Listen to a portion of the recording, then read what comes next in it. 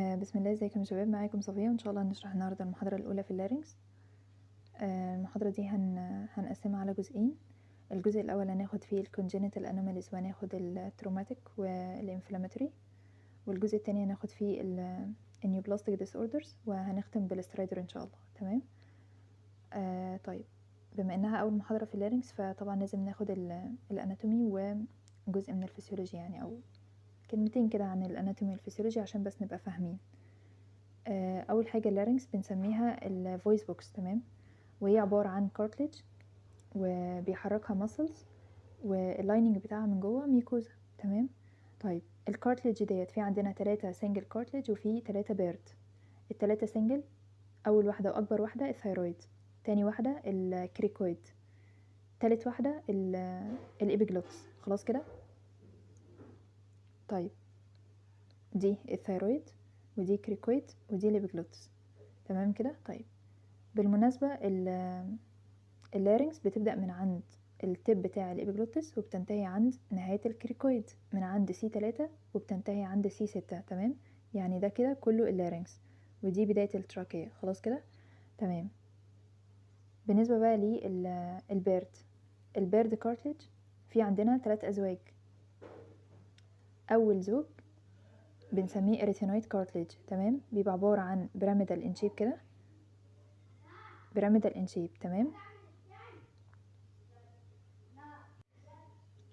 بيبقوا بيراميدال ان شيب. تمام كده. طيب، المفروض ان احنا عندنا الكريكويد ديت تبقى عامله زي السيجنت رينج كده. خلاص.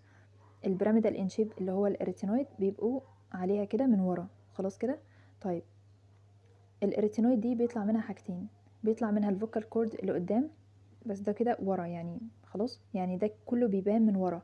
الفوكال كورد بيطلعوا من الاريتينويد لقدام عشان يمسكوا فين، عشان يمسكوا في الانجل بتاعه الثيرويد. يعني دي الثيرويد اهيت. تمام. الانجل اللي هي في النص، الميد لاين. الفوكال كورد بيطلعوا من الاريتينويد اللي هي عباره عن الاتنين بيراميدال دول لقدام عشان يمسكوا في الانجل ديت. تمام. هو طبعا مجسم فانا مش عارفه ارسمها يعني، بس تخيلوها معايا. ده كده اول حاجه بتطلع من الاريتينويد. تاني حاجه بيطلع ليجامنت بنسميه اري ابيجلوتيك ليجامنت، بيطلع من الاريتينويد يمسك فيه الابيجلوتس. خلاص.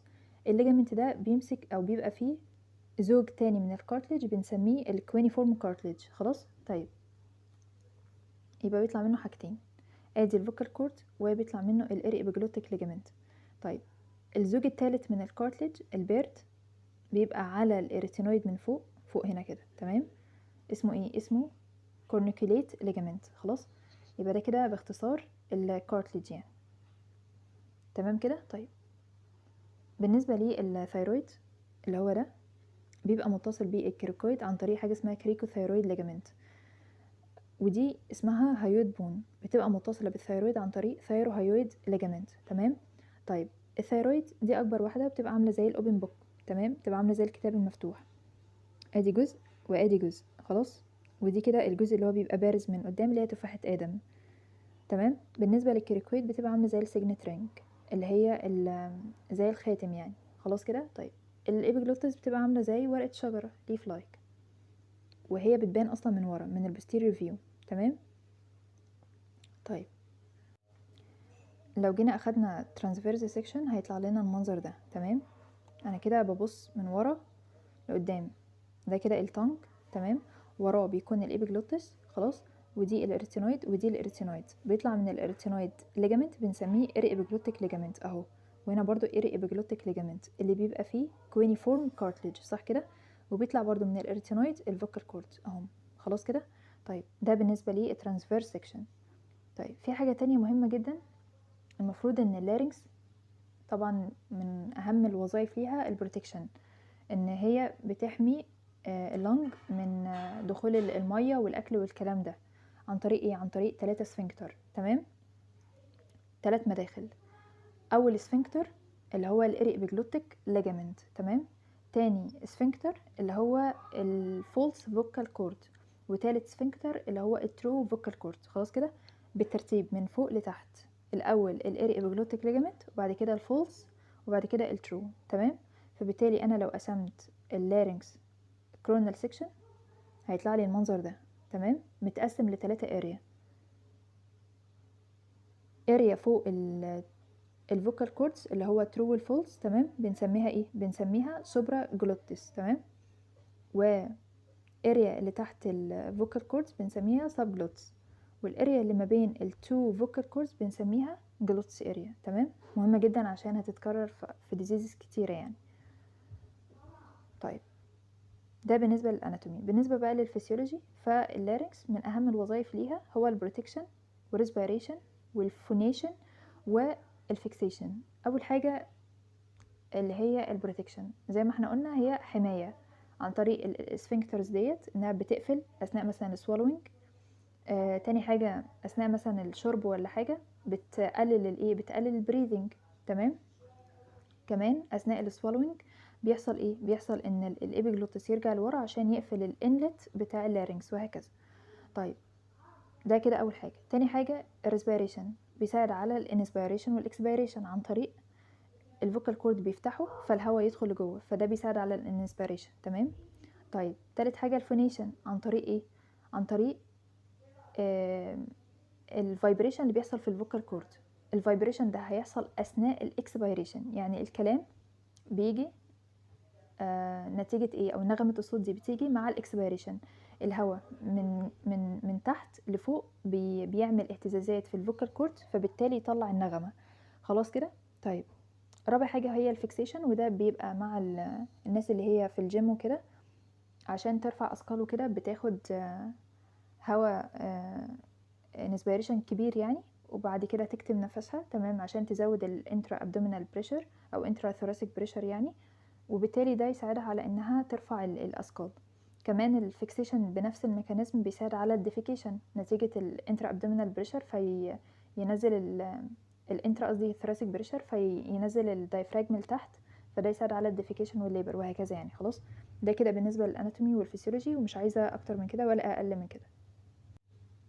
قبل ما ابدا بقى في الديزيزز، انا بس عايزه ادي كلمتين كده عن تو سيمبتومز مهمين هيتكرروا معانا، السترايدر والهورسنس. كده كده السترايدر اصلا موضوع لوحده هندرسه يعني، تمام، بس هندي عنه معلومه بسيطه. اولا السترايدر ده هو الاختناق، تمام. واحد يعني ايه، بيطلع في الروح زي ما بنقول، نتيجه ايه؟ نتيجه airway obstruction، صح كده؟ ان الهواء مش عارف يدخل، او الهواء مش عارف يخرج، او مش عارف يدخل ومش عارف يخرج وهكذا، ده بيبقى airway obstruction. طبعا السترايدر ده هو 3 انواع، يعني يا اما واحد مخنوق مع الانسبيريشن مش عارف يدخل الهواء، تمام، فده بنسميه inspiratory stridor، خلاص. او واحد مع خروج الهواء مع الاكسبيريشن مش عارف يطلع الهواء، فده بنسميه expiratory stridor، او biphasic مع الانسبيريشن والاكسبيريشن. طيب لو هو inspiratory stridor يبقى الاوبستراكشن فين؟ في البدايه خالص، صح كده؟ مش احنا قلنا ان احنا قسمنا اللارynx لثلاث اماكن، سوبرا جلوتس وجلوتس وسب جلوتس، صح كده؟ وبعد كده بقى ننزل على التراكية والبرونكاي والكلام ده. طيب لو هو مع الانسبيريشن يبقى الاوبستراكشن هيكون في مكانين، الجلوتس والسوبرا جلوتس. لو هو مع الاكسبيريشن يبقى الاوبستراكشن من تحت، تمام، في البرونكاي. لو هو بقى باي فيزيك يبقى في النص، اللي هو ايه؟ اللي هو سب جلوتس وتراكيال. خلاص كده، ده انواع السترايدر يعني. تاني السترايدر هو عبارة عن ايه؟ هو عبارة عن partial obstruction في اللارynx والتراكية، تمام كده، او في اللارynx بس، وبيكون معاه difficult breathing سواء كان مع الانسبيريشن او الاكسبيريشن او مع الاتنين، تمام كده. طيب السنورنج لو نفتكر هو كان partial obstruction برضو، بس كان في الايه، في الفارنكس مش في اللارynx، تمام. طيب والاتنين partial يعني. الobstructive sleep apnea بقى هو اللي كان complete obstruction، تمام. طيب بالنسبة بقى للcongenital anomalies احنا عندنا كتير، هناخد بس منهم اتنين. اول حاجة اللي هو laryngo ماليشيا، تاني حاجة subglottic stenosis، تمام كده. يبقى laryngo ماليشيا و subglottic stenosis. اول حاجة laryngo ماليشيا، وده هو commonest congenital anomaly في اللارynx. يعني مثلا لو كان congenital anomaly في اللارynx 7 امراض، 80% من الامراض دي بيكون laryngo ماليشيا، تمام كده، فهو commonest cause. طيب ايه اللي بيحصل بقى في اللارينجو ماليشيا ديت؟ اللي بيحصل هو ان الكارتليج اللي احنا لسه متكلمين عنها والمفروض انها تبقى هارد، لا هي سوفت، تمام، حاجه كونجينيتال. فبالتالي مع دخول الهواء مع الانسبيريشن، تمام، هيحصل كولابس، فبالتالي يحصل ايروي اوبستراكشن. فنتيجه الاوبستراكشن دوت يدينا ايه؟ يدينا سترايدر، تمام كده. المشكله هنا مع الانسبيريشن. طيب هل مع الاكسبيريشن بيبقى فيه مشكله؟ لا، بيبقى نورمال. ليه؟ لان الهواء بيبقى جاي من تحت لفوق، فبالتالي مش هيحصل كولابس، بالعكس ده هو هينفخ الكارتليج يعني. خلاص. فمع الاكسبيريشن المشكله سليمه وزي الفل، انما المشكله كلها مع الانسبيريشن، تمام. فالسترايدر اللي هيحصل ده احنا قلنا انسبيريشن يبقى انسبيراتوري سترايدر، فكده المشكله هتكون فين؟ هتكون سوبرا جلوتك او جلوتك، صح كده؟ طيب هل السبب هو سوفتنينج في الكارتليج بس؟ لا، مشكلة تانية ممكن تكون في الإبيجلوتس نفسه، تمام. مشكلة في الشكل، في الاناتومي. الإبيجلوتس المفروض يكون شكله كبير كده، تمام، والقدام لا، لقيت ان هو شكله عامل زي الأوميجا شيب، عامل كده، بالتالي هيبقى اولا ضعيف، ثانيا هيكون قصير، تمام، وهيكون راجع لورا. فمعنى ان هو يرجع لورا كده ان هو بيضيق الانلت بتاع اللارynx، تمام، فبالتالي يحصل اوبستراكشن. خلاص كده. طيب في سبب تالت، وهو ان الاري ابيجلوتيك ليجامنت اللي احنا قلنا عليه من الاريتينويد للابيجلوتس شورت. بدل ما تكون دي كلها المسافة فالانلت يوسع، لا، المسافة قصيرة كده، فالانلت يضيق، تمام. طيب في سبب رابع بقى، وهو ان الاطفال اصلا كده كده بيبقى عندهم فانل شيب لارynx، تمام، بتبقى عامله كده، يعني كده كده هي ضيقه اصلا. لا، المشكله دي بقى بيبقى عندهم exaggerated funnel shape، بتبقى ضيقه قوي، تمام، فبالتالي يبقى برضو فيه obstruction. ده كده بالنسبه للاتيولوجي، تمام. يبقى بالنسبه لي اللارينجوماليشيا هو الكومونست، دي اول حاجه. خلاص. بعد كده تاني حاجه، ادي الاسباب، 2 anatomical واحده structural. ان الابيجلوتيك بيكون او الابيجلوتس بيبقى عامل زي الاوميجا شيب، تمام. تاني حاجه ان الاير ابيجلوتيك فولد بيكون صغير. خلاص. طيب تالت حاجه ان الايه الكارتليج سوفت، فبالتالي يحصل كولابس بسهوله. طيب بالنسبه بقى للسترايدر، احنا قلنا المشكله بتبقى اثناء الانسبيريشن، فبالتالي يبقى معايا انسبيراتوري سترايدر. خلاص كده. طيب المشكله دي بتتحسن مع البروم بوزيشن. يعني ايه البروم بوزيشن؟ يعني لما البيبي انيمه على ظهره المشكله دي بتسوء. اما لما انيمه على بطنه المشكله بتتحسن. ليه؟ لما انيمه على ظهره البيز بتاع التنج بيرجع لورا، فبالتالي هيقفل اللارynx، تمام، هيعمل obstruction فوق obstruction. لكن لما انيمه على بطنه التنج هيبقى فورورد، فبالتالي هيوسع الانلت شويه، تمام. فالمشكله دي هتتحسن بالبروم بوزيشن لما انيمه على بطنه. خلاص. وده تيست بيعرفني المشكله ديت، تمام. الساين بقى بيبقى معايا ايه؟ بيبقى معايا كولابس. الكولابس دوت بيكون مع الانسبيريشن، انما الاكسبيريشن بيبقى نورمال. خلاص. طيب التريتمنت بقى مفيش تريتمنت، المشكله دي بتتحسن تلقائيا خلال 2 سنين بس، مفيش اسهل من كده. خلاص. نسيت اقول ان هنا مفيش hoarseness of voice. ليه؟ لان اولا مفيش اي مشكله في الفوكال كورد، ثانيا الاكسبيريشن بتبقى الدنيا تمام نورمال، والكلام اللي هو الكراينج يعني بيكون اثناء الاكسبيريشن، وبما ان الاكسبيريشن نورمال فبالتالي مفيش hoarseness of voice. خلاص. طيب هنا بقى بالنسبه لي الكونجينيتال انوميلي التانية اللي هي subglottic stenosis. subglottic stenosis، تمام، هو تحت السبجلوتس. خلاص كده. طيب بما اني قلت subglottic stenosis يبقى لو حصل سترايدر هيكون نوعه ايه؟ هيكون نوعه باي فيزيك، تمام، باي فيزيك. طب ايه المشكله بقى؟ بيبقى منطقه السبجلوتس ديت حصل فيها ضيق نتيجه ايه؟ مثلا فايبرس باند، نتيجه ان الميكوزا حصل لها ثيكنينج، نتيجه ناروينج بالكارتليج، وهكذا. خلاص. طيب السيمتوم بقى بيحصل سترايدر ونوعه باي فيزيك عشان حصل فيه منطقه السبجلوتس. خلاص. طيب هل بيبقى فيه hoarseness of voice؟ لا، مش بيبقى فيه hoarseness of voice، ولكن الكلام او الصوت ممكن يطلع ضعيف شويه نتيجه ان الهواء اللي خارج صغير. ليه؟ لان في ستينوزس، يعني بص الخرم قد ايه، خرم صغير خالص، فبيطلع منه شويه هواء صغيرين. هو مفيش بحه في الكلام، ولكن الكلام هيبقى ضعيف، تمام. طيب ده بالنسبة للايه، بالنسبة للسيمتوم. طيب الساين ناروينج في السبجلوتيك ريجن. خلاص. طيب التريتمنت بقى دلوقتي لو في سترايدر، الشخص ده مخنوق خالص ومش قادر يتنفس، هنعمل حاجه اسمها تريكيوستومي. يعني ايه بقى تريكيوستومي؟ تريكيوستومي دوت بيجي من بره، تمام، بيفتح خرم كده في التراكيه. يعني احنا عندنا الاول لارynx، تمام، وبعد كده في تراكيه، بيفتح هو خرم هنا كده في الايه، في التراكيه، بيعمل خرم فتحه وبيحط فيها تيوب.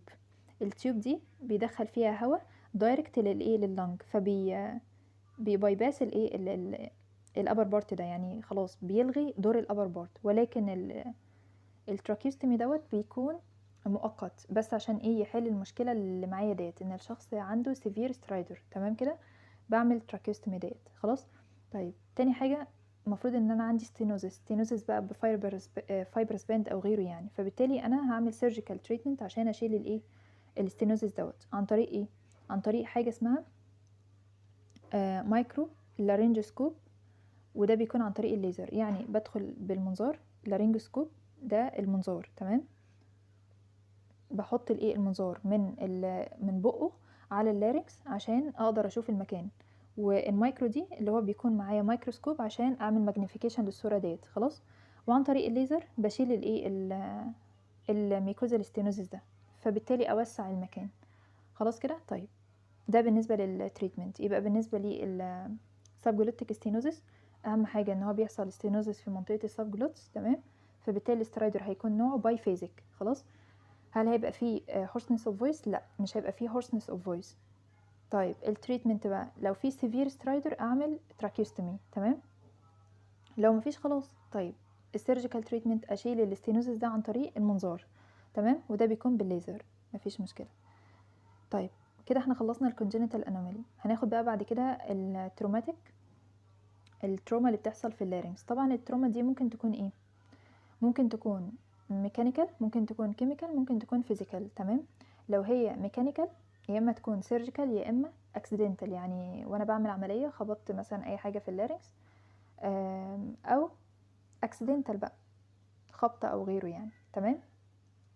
طيب ده الايه، الميكانيكال. بالنسبه بقى للكيميكال، كروزيف irritant، مثلا واحد شرب ماده كاويه زي البوتاص، خلاص، او مثلا irritant جازز زي مثلا كربون مونوكسيد في الحرائق وكده، CO. خلاص. ده ممكن ايه، ده ممكن يعمل obstruction واختناق ويموت. طيب فيزيكال مثلا زي الirradiation وهكذا. احنا هناخد ايه؟ هناخد اتنين برضو، هناخد الفورين بودي وهناخد الكومبريشن تروما، تمام. باختصار كده الفورين بودي قبل ما نقرا، اول حاجه ده بيبقى عباره عن ايه؟ جسم غريب في اللارynx مثلا. خلاص. طبعا اكتر ناس معرضه لده هو التشيلدرن، تمام. طيب الفورين بودي ده ممكن يكون حاجه من بره، ممكن يكون حاجه من جوه. حاجه من جوه يعني ايه؟ يعني مثلا واحد وهو بيفومت، بدل ما يطلع الفوميتاس دوت على بره، لا، نزله على الايه، على اللارynx، تمام. او مثلا الايه، البلد وهكذا. خلاص. ده اسمه اندوجينس. اكسوجينس بقى يعني حاجه من بره، مثلا ايه، دبابيس، ممكن حاجه مثلا فيجيتابل، تمام، وهكذا يعني. خلاص. ده الاكسوجينس. سيدي مثلا، وكان دكتور مساعد قال ان اشهر حاجه هو الووتر ميلون سيد، اللي هو اللب بتاع البطيخ، تمام. ده الاتيولوجي. بالنسبه بقى للكلينيكال بيكتشر، طبعا الشخص لما حاجه بتدخل وهو بياكل مثلا، بيشرق، صح كده، بيحصل له ايه؟ بيحصل له شوكينج، وبيحصل له كف، تمام، وممكن يزرق ساينوزس، ويحصل له ديزنيا، وممكن يحصل ديث، تمام.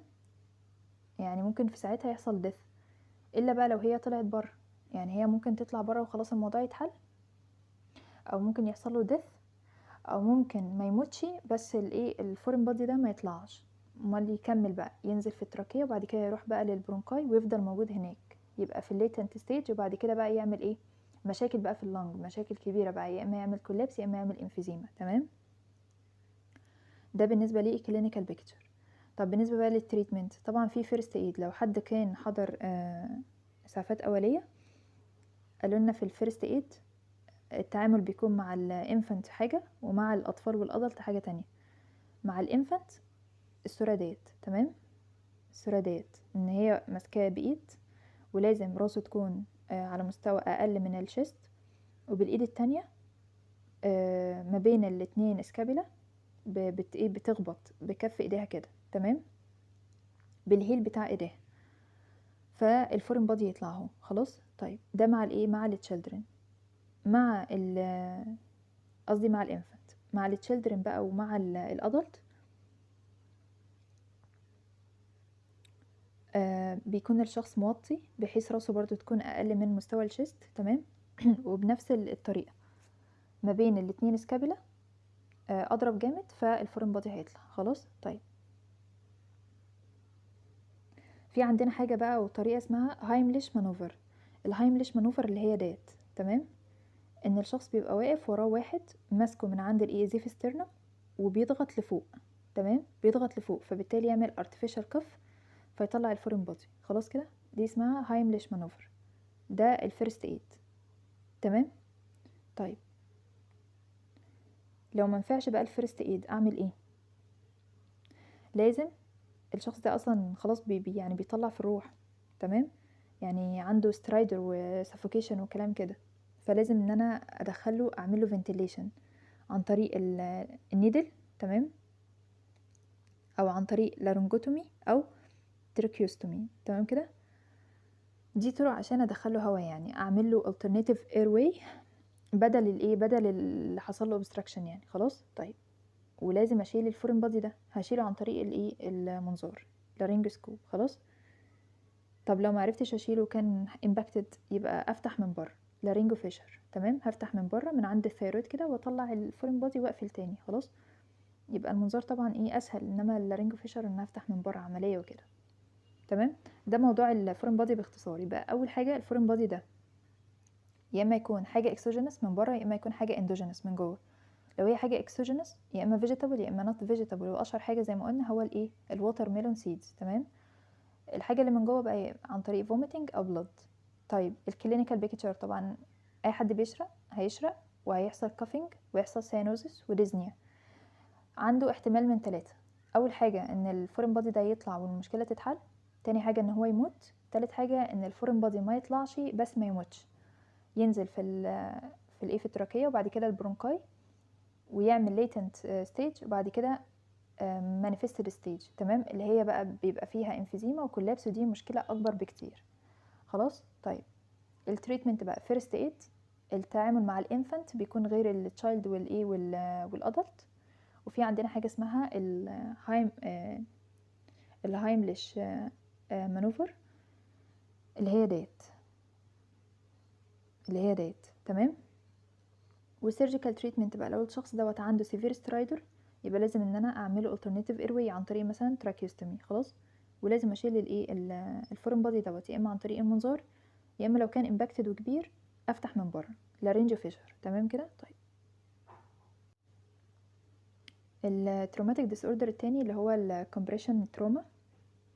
كومبريشن تروما ده يعني مثلا حد بيخبط واحد بالبوكس في رقبته زي ديت، تمام، او كار اكسيدنت زي ديت، تمام، فرمله بسرعه فرقبته خبطت مثلا في الدركسيون فحصل التروماتيك، تمام، كار اكسيدنت.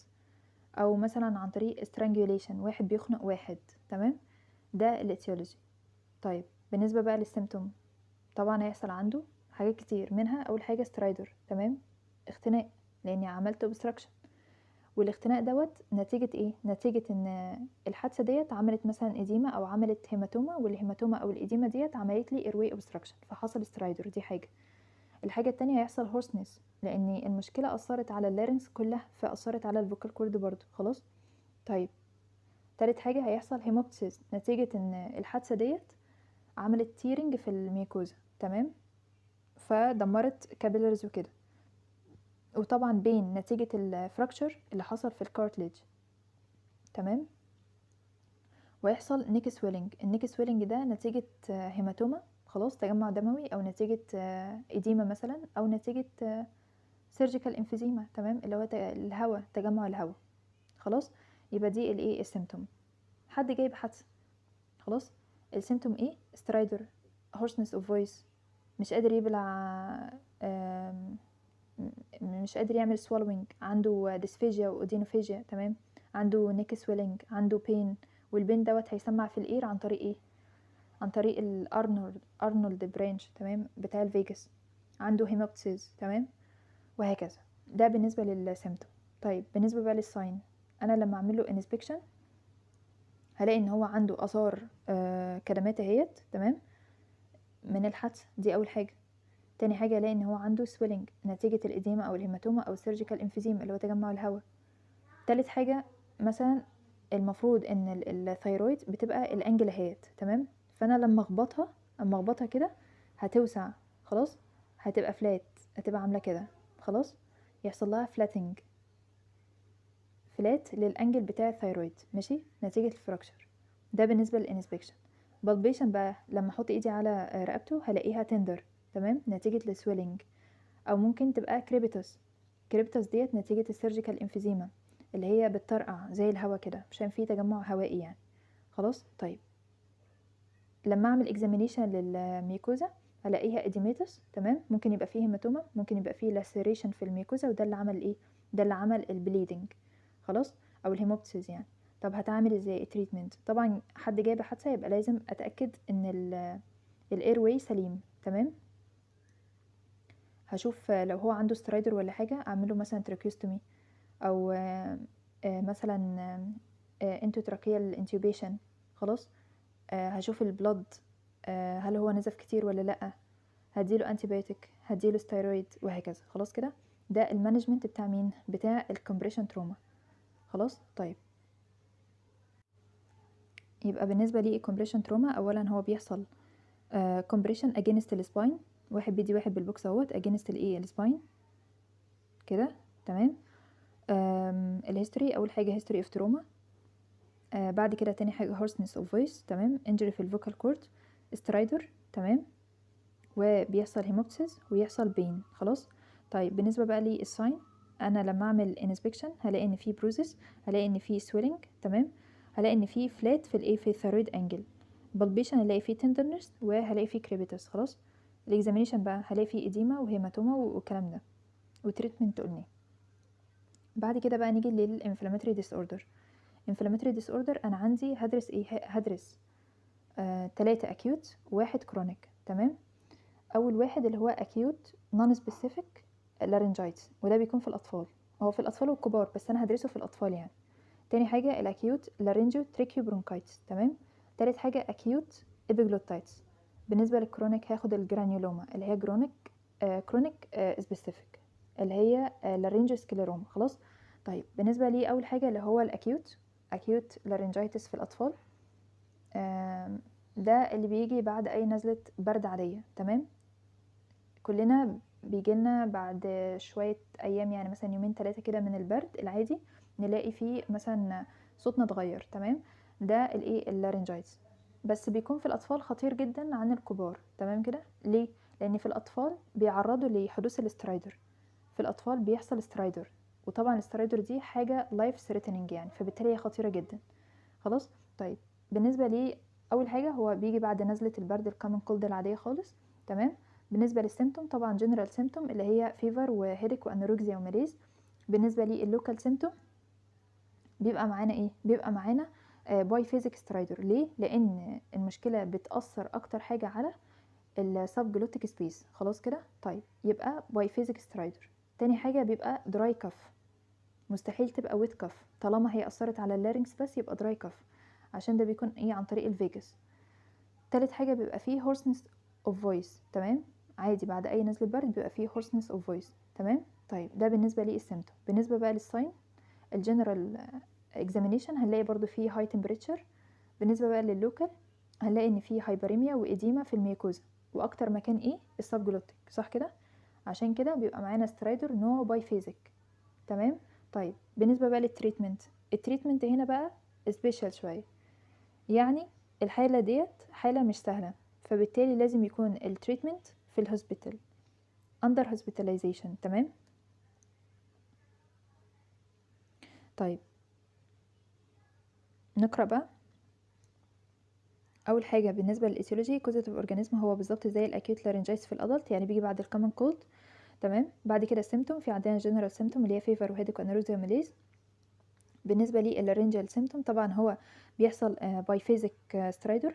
ليه بقى؟ الاسباب اهيت. يعني ليه بيحصل سترايدر في الاطفال مش بيحصل في الكبار؟ لان الاطفال بيبقى عندهم فاكتورز بتساعد على السترايدر، زي ايه؟ زي ان هم عندهم الفانل شيب اللي احنا قلناه. تمام. كده كده اصلا هو ضيق، فبالتالي مع وجود اديمه اللي هي بتاعه البرد هيحصل ايه؟ هيحصل اوبستراكشن. دي اول حاجه. تاني حاجه ان الميكوزا لوز، وبالتالي سهل جدا يحصل اديمه فتعمل اوبستراكشن.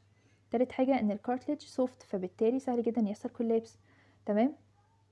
وريفلكسات اماتيور، على عكس بقى الادلت يعني.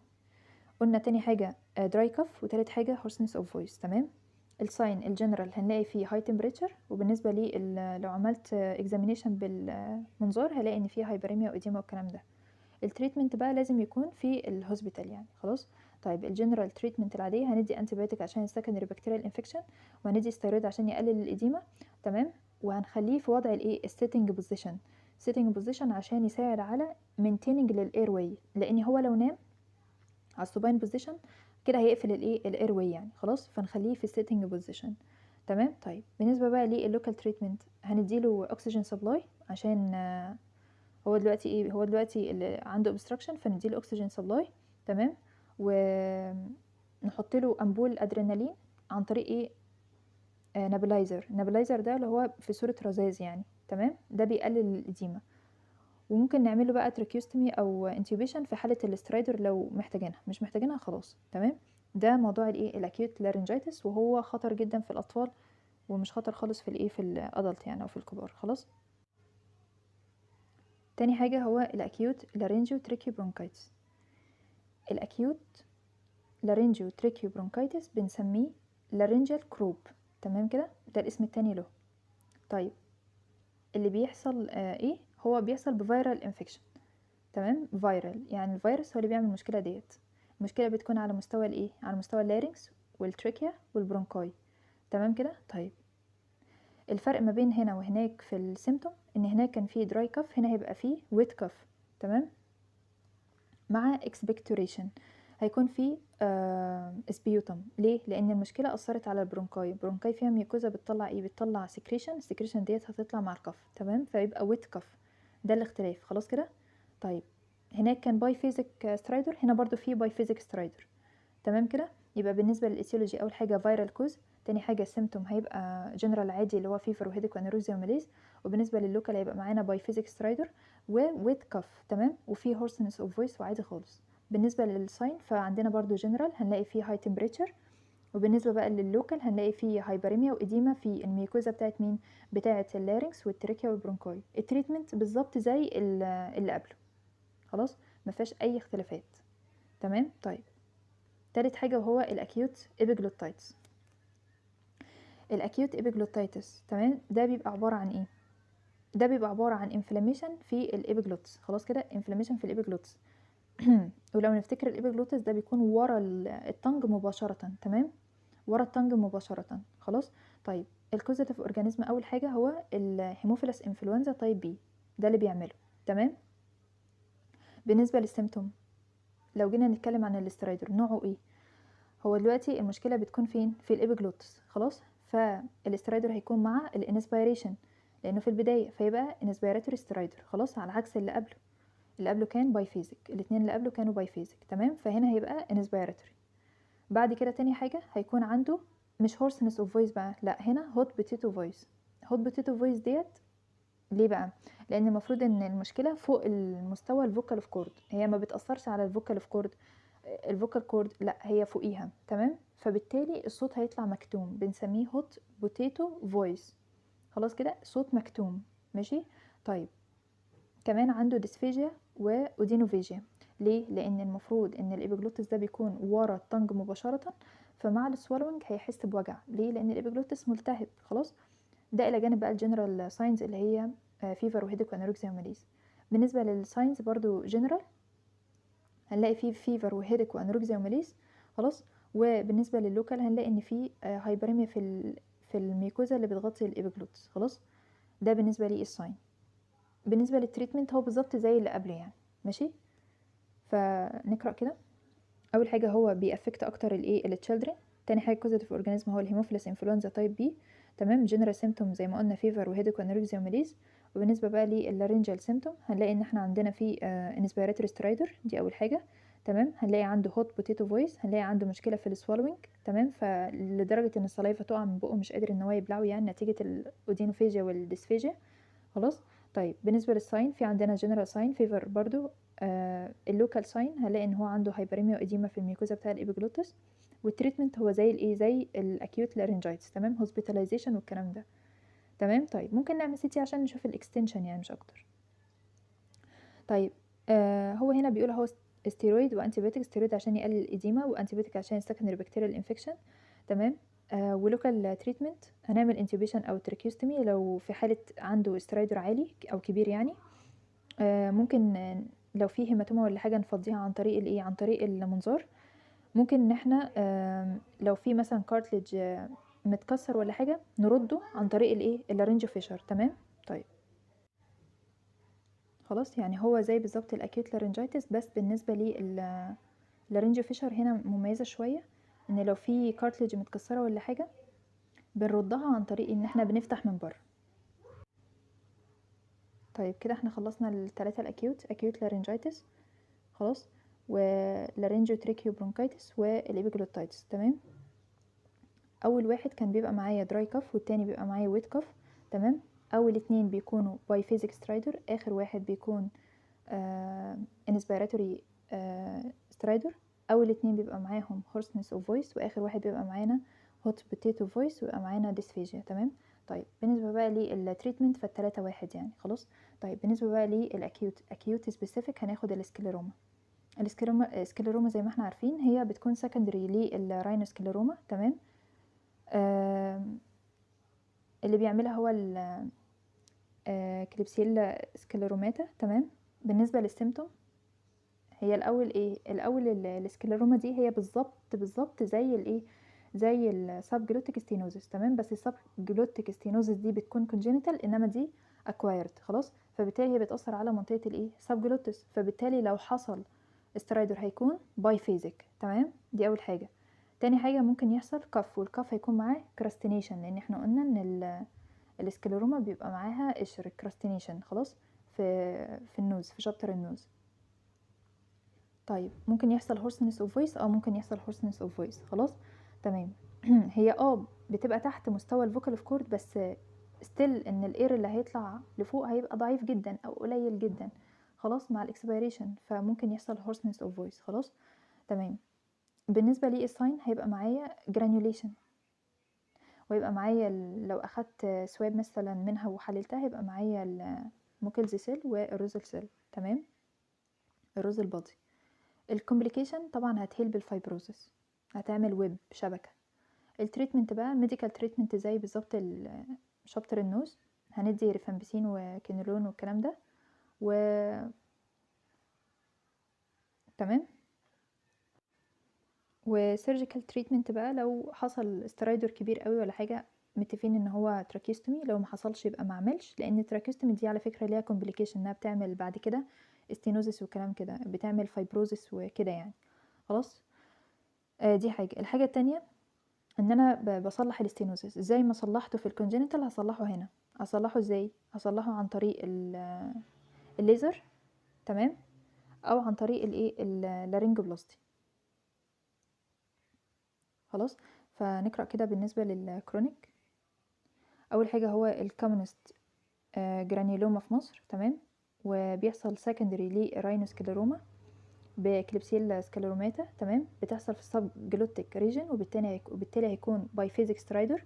تمام. بيبقى معايا كاف مع كراستينيشن، بيبقى معايا هورسنس اوف فويس ممكن وممكن جرانيوليشن تيشو طبعا. ولو اخدت بايبسي هيبقى فيها ايه، هيبقى فيها روزلز سيلز وروزلز بادي وميكلز سيل. تمام. والتريتمنت طبعا ميديكال تريتمنت وسيرجيكال تريتمنت. خلاص. كده خلصنا الجزء الاول. انا عارفه ان هو جزء رخم جدا، ولكن يعني اسمعوا كده بالراحه، وان شاء الله الدنيا تبقى سهله، والجزء التاني ينزل ان شاء الله.